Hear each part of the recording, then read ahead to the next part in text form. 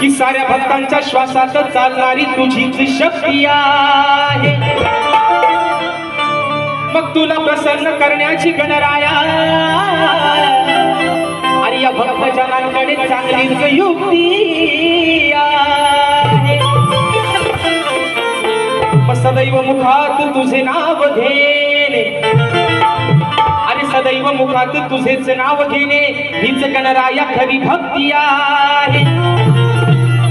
आणि तुझ्याच चरणावर हे गणराया आणि या भक्तगणांना मिळणारी खरी मुक्ती आहे। बघा वा म्हणायचं आहे काय, आज चाहूल लागल्या प्रत्येक भक्तगणाला त्याच्या बाप्पाची। पण सध्या मित्रांनो कोकणामध्ये आपल्या भात लावणीचा सीझन चालू आहे, बरोबर ना?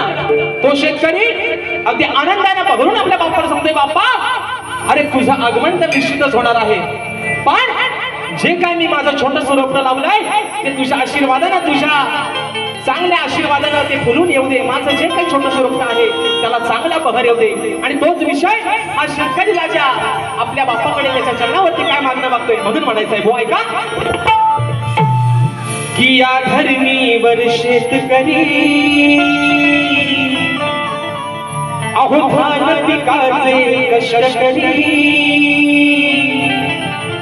अहो या धरणीवर शेतकरी आणि धान पिकाचे कष्ट करी, मग मोठी घेऊन तुझे नाम काम कराया, अरे मोठी घेऊन काम तुझे काम कराया, कृपेची धरछाया हे बाबा तू गणराया, अरे कृपेची धरछाया बाबा तू गणराया।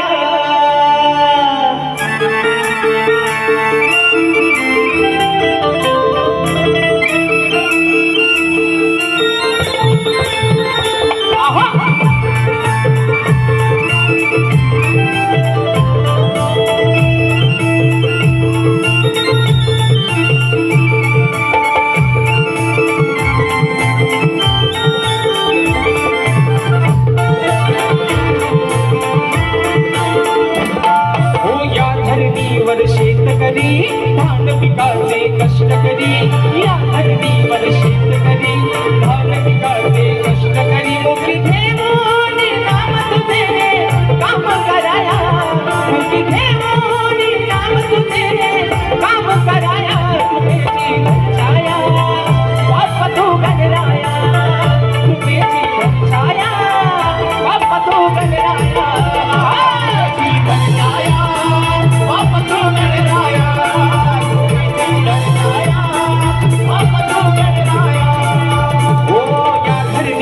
शेतकरी धान पिकाचे कष्ट करी, या धरणीवर शेतकरी धान पिकाचे कष्ट करी, मुखी घेऊन नाम तुझे काम कराया, मुखी घेऊन नाम तुझे काम कराया, कृपेची धरछाया बाप्पा तू गणराया, कृपेची धरछाया बाप्पा तू गणराया।